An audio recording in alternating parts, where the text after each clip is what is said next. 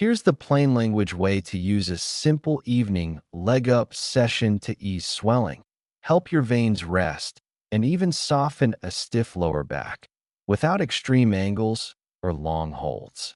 Short, well-set sessions can move fluid out of the ankles, support tired vein valves, and make first steps tomorrow feel steadier. The real key is the setup. How high, how long, and what to avoid so you feel relief without side effects. This matters for everyday life. Climbing stairs with confidence, walking farther before your legs feel heavy, and sleeping through the night without waking to throbbing calves. A small, consistent routine often beats complicated programs or expensive gadgets when it comes to comfort and independence. In the next few minutes, you'll learn a safe position that works for most seniors, the best timing to feel results by morning, gentle movements that speed relief, and the situations where modifying or skipping elevation is the smarter choice. You'll also get a 3-step mini plan you can start tonight. Stay to the end for a 20-second self-check and one setup tweak almost everyone overlooks. No scare tactics, just practical physiology, what studies suggest versus what they don't, and clear signals for when to loop in your clinician. If simple, calm guidance like this helps you feel more in control of your health, subscribe and say hi in the comments. Tell me your biggest evening issue, ankle puffiness, calf cramps, or a grumbly lower back, so I can tailor the next videos to you and your neighbors here. Let's count down with number 1 as the most overlooked step that quietly makes everything work better. Number 5 is circulation relief, explained without jargon. When you spend hours upright, gravity pulls blood and fluid in the lower legs. Veins have little one-way doors, called valves, and they depend on your calf muscles to squeeze blood uphill toward the heart. Over decades, those valves can get a bit leaky and fluid seeps out into the soft tissues around the ankles. That's why sock marks deepen as the day goes on. Elevating your legs to roughly the level of your heart lowers ankle pressure, like tipping a bottle so the liquid runs back toward the top. You're not draining your legs forever, but you are giving your veins a pressure break long enough for fluid to re-enter circulation. Your heart then moves that fluid along without fighting a tall column against gravity. Picture late afternoon after errands. Shoes feel tight, ankles look puffy, and your calves have that dull, heavy feeling. You lie back, support your calves so your ankles are in line with your mid-chest, not way above, and you breathe slowly. Add tiny ankle pumps, and you turn on the calf, second heart, with almost no effort.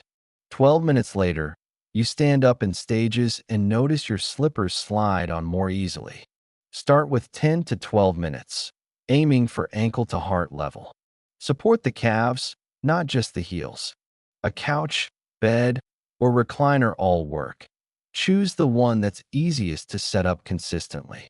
If heels get sore, extend the pillow so heels float lightly at the edge. If getting down to the floor is hard, don't force it. Comfortable and repeatable always wins.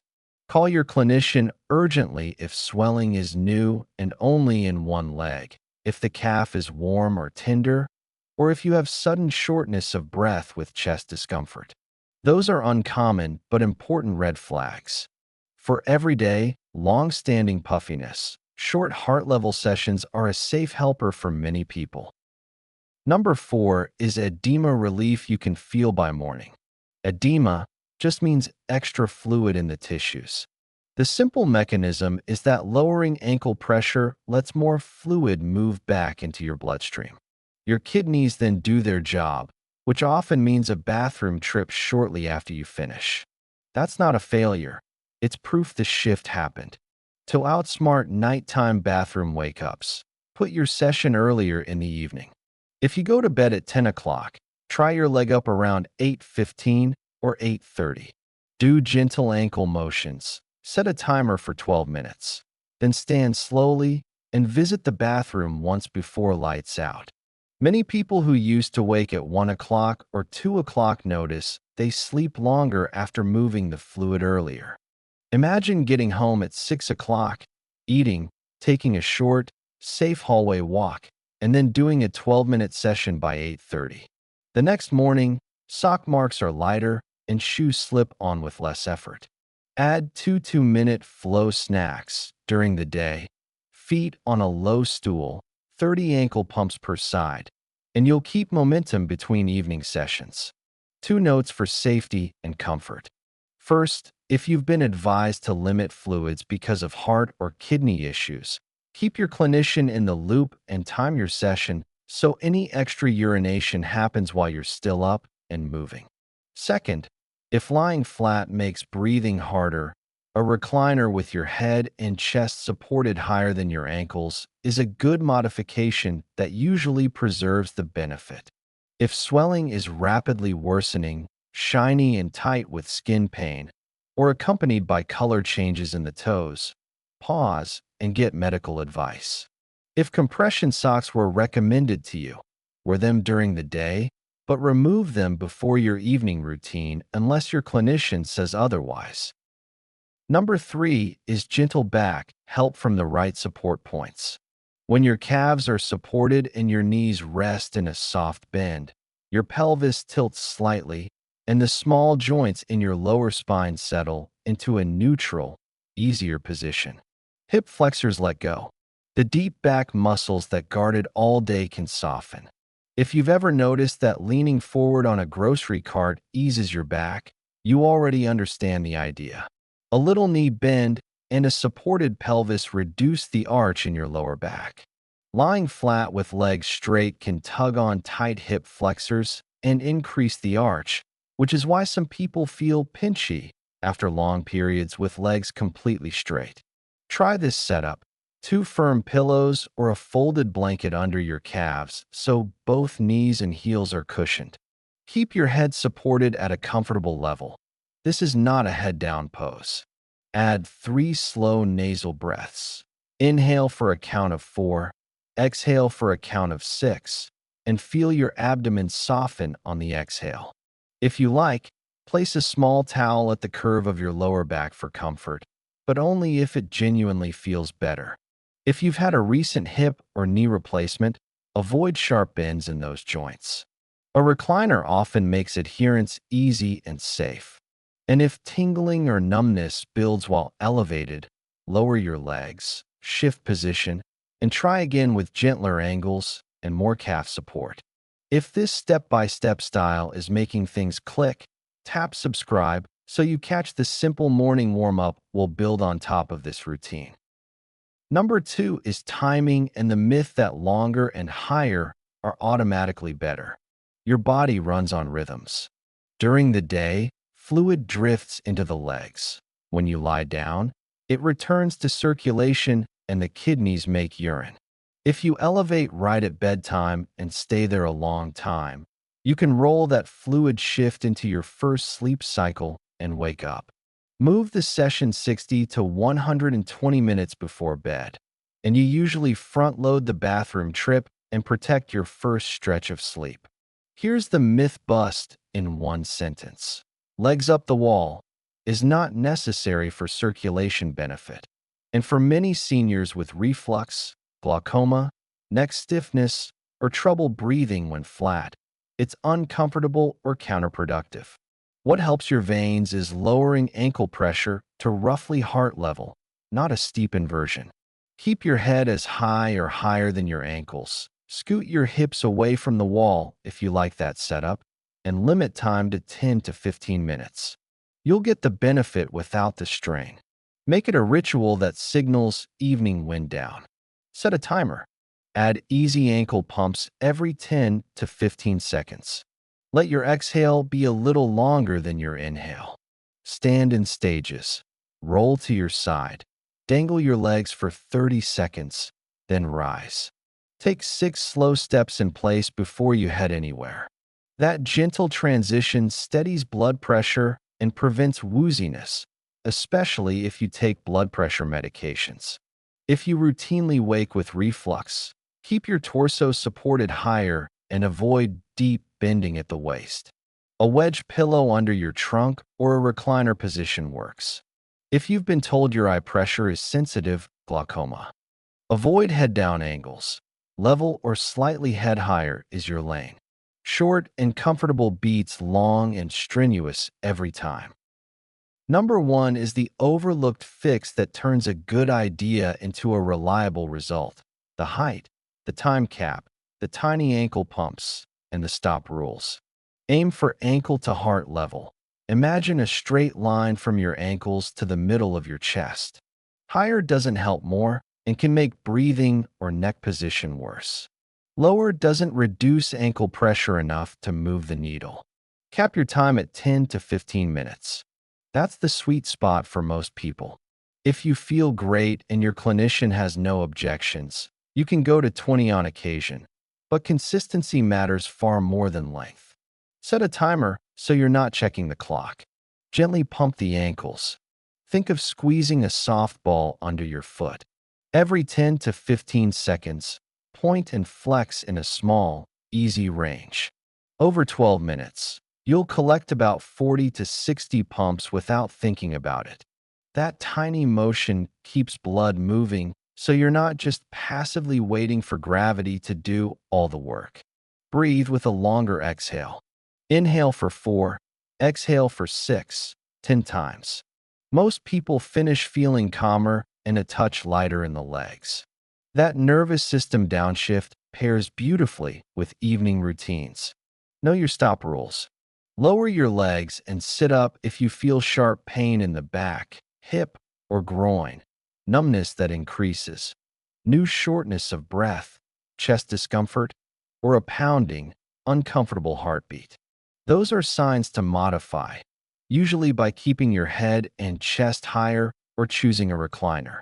If your feet look pale and painful when elevated, especially if you've been told you have poor leg arteries, stick to near level and speak with your care team.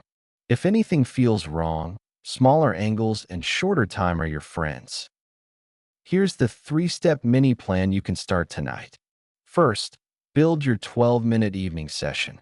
Put a firm pillow or folded blanket under your calves. Set a timer. Aim for ankle to heart level, and add easy ankle pumps plus longer exhales. Finish by standing in stages and visiting the bathroom before bed. Second, add 2 daytime flow snacks.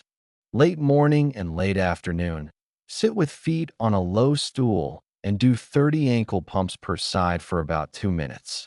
If you use compression socks, put them on within 30 minutes of getting dressed and remove them before your evening routine unless your clinician says otherwise.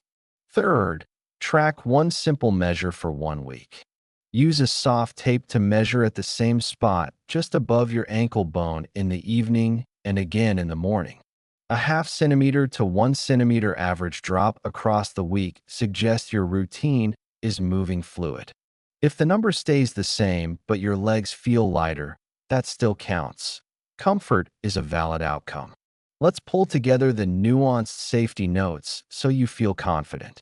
Elevation is usually safe. Modify if lying flat makes breathing harder. Keep your torso higher or use a recliner. If you live with advanced heart failure, significant kidney disease, severe peripheral artery disease, or glaucoma, talk with your clinician about the best position and timing. If you're recovering from hip or knee surgery, avoid sharp bends and stick to chair-based angles. Shortness of breath when flat, sudden one-sided swelling, hot painful calf, chest discomfort, or blue/pale toes are not wait and see signs. Get medical guidance quickly. You don't need specialized gear. 2 firm pillows or a folded blanket make a perfect calf bolster. If you later choose to buy a leg wedge that supports the calves evenly and prevents heel pressure, great, but it's optional. Keep a simple leg-up kit in your favorite chair. The bolster, a small towel for your lower back if it feels good, and a timer. The easier the setup, the more likely you'll repeat it. Pair your session with something you enjoy. Listen to a favorite song, pray, breathe, or just look out the window. When the brain associates the routine with calm, you'll look forward to it, and habits stick. Now for the 20-second self-check you can repeat to see progress. In the evening, press your thumb 3 seconds into the soft area just above the ankle bone on the outer side.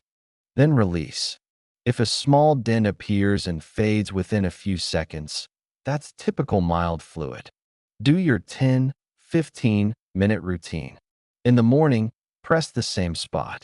If the dent fades faster or isn't present, the routine helped.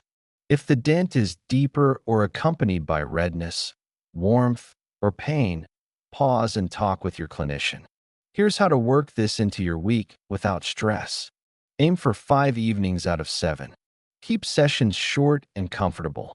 Add the 2 daytime flow snacks on days you're up for long stretches or in hot weather. If you miss a day, you haven't broken anything, just pick it up tomorrow. After a week, notice first step comfort, shoe fit, and whether you wake less often at night. After 2 or 3 weeks, the routine feels automatic. You may see day-to-day changes with heat, salt, medication timing, or activity. That's normal. Don't chase perfect ankles. Aim for better than yesterday and celebrate small wins. Less end-of-day tightness, smoother first steps, and a quieter back when you lie down. I'll link plain language resources and practical guides in the description if you like digging deeper. Before we wrap up, let's revisit the core formula you can say out loud as a reminder. Short, heart level, calves supported, gentle ankle pumps, longer exhales, stand up in stages, bathroom before bed. If your body says too much, scale back the height or time. If your clinician has given you special rules, follow those first. I'd love to hear what you'll try tonight. Earlier timing, a better calf bolster, or those 2 daytime flow snacks. Your notes in the comments help others over 60 learn what works in real homes. If this was useful, subscribe and share it with a friend who fights heavy legs by evening. Next time, we'll build a 5-minute morning wake-up for feet, ankles, and balance that doesn't require getting down on the floor. Take good care, and I'll see you in the next video.